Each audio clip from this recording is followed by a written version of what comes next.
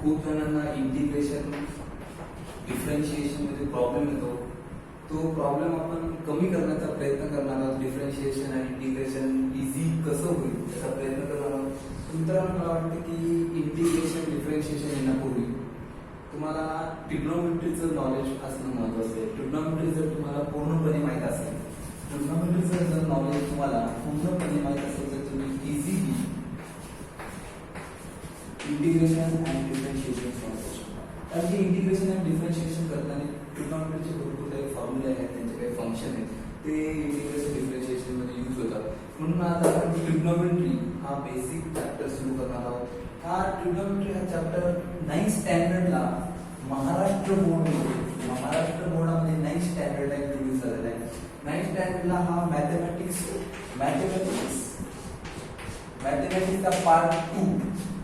Mathematics part 2 मध्ये याचे chapter आहे ट्रिग्नोमेट्री. जस्ट इंट्रोडक्शन आहे ट्रिग्नोमेट्रीचं.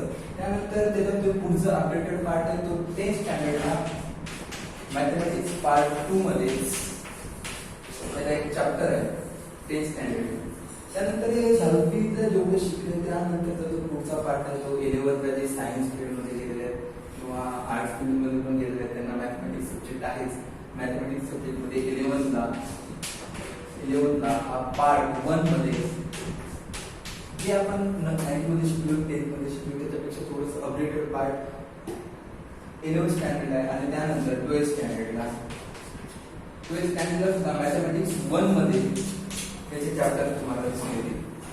त्यानंतर जे इंजिनिअरिंगला डिप्लोमा आहेत त्यानंतर जे डिप्लोमाला गेलेले आहेत, डिप्लोमाला गेल्यानंतर ते M1 मध्ये जे डिप्लोमाला आहे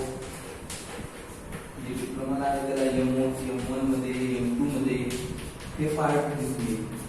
जे इंजिनिअरिंगला आहेत ते सुद्धा मॅथमॅटिक्स पार्ट 1 मध्ये, पार्ट 2 जे इंजिनिअरिंगचे स्टुडंट आहेत त्यांना सुद्धा M1 M2 मध्ये ट्रिग्नोमेट्री मला दिसेल होत आहे. त्यामध्ये ट्रिग्नोमेट्रीचे जे फंक्शन्स आहेत पूर्ण जे फॉर्म्युले ते पूर्ण आपण शिकणार आहोत. त्यांची प्रूव्ह दॅट काय काय क्वेश्चन आहेत ते सगळे आपण या लेक्चरमध्ये शिकणार आहोत. मित्रांनो, सगळ्यात महत्त्वाचं ट्रिग्नोमेट्री शिकायचं का? आपण प्रत्येक गोष्ट शिकतो त्याचा यूज कुठे ना कुठेतरी होतो. आपण इंटिग्रेशन डिफरन्शिएशन शिकल्यावर त्याचा यूज होतो. आपल्याला डिफरन्शिएशन आपण स्लोप काढण्यासाठी यूज करतो. इंटिग्रेशन एरिया काढण्यासाठी इंटिग्रेशन यूज करतो. तसं ट्रिग्नोमेट्रीचा बेसिक यूज. ट्रिग्नोमेट्री जर तुम्हाला माहित नसेल तर अशा खूप गोष्टी की ज्या तुम्ही काढूच शकत नाही. त्यामुळे ट्रिग्नोमेट्रीचं नॉलेज असणं खूप महत्त्वाचं आहे. जर मित्रांनो जस्ट एक्झाम्पल साठी सांगतो तुम्हाला, जर एक ट्री आणि तुम्ही त्या ठिकाणी उभ्या एक ग्राउंड सरफेस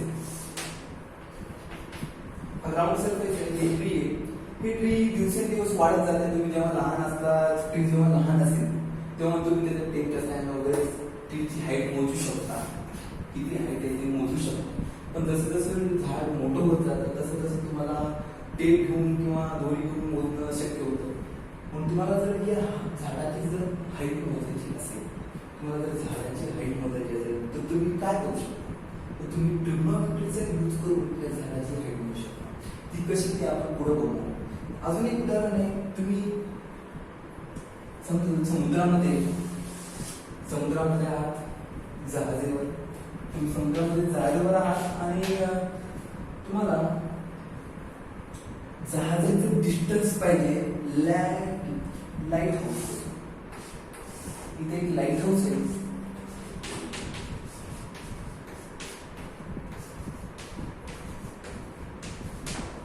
लाईट हाऊस पासून तुम्हाला डिस्टन्स पाहिजे जहाजाचं.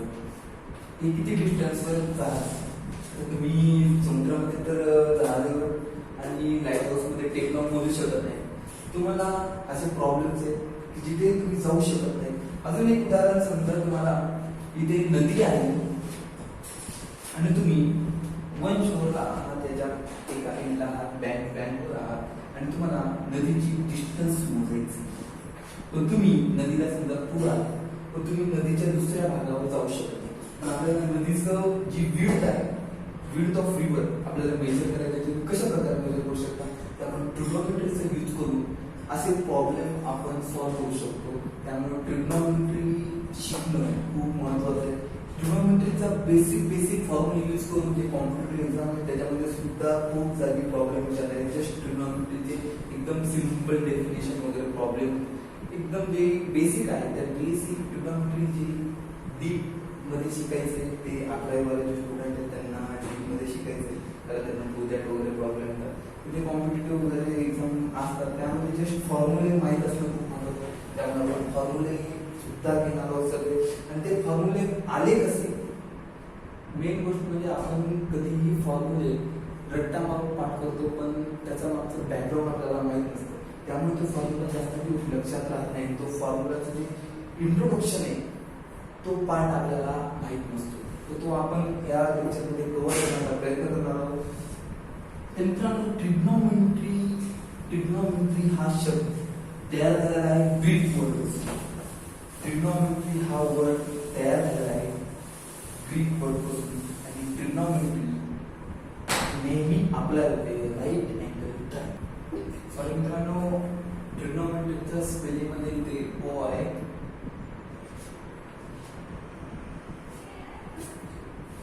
मित्रांनो, हे ट्रिग्नोमेट्री हा वर्ड 3 शब्दांपासून तयार झालेला आहे. 3 words. Try means 3. Try means 3. Gonna means science. Gonna means science. And metron means measurement.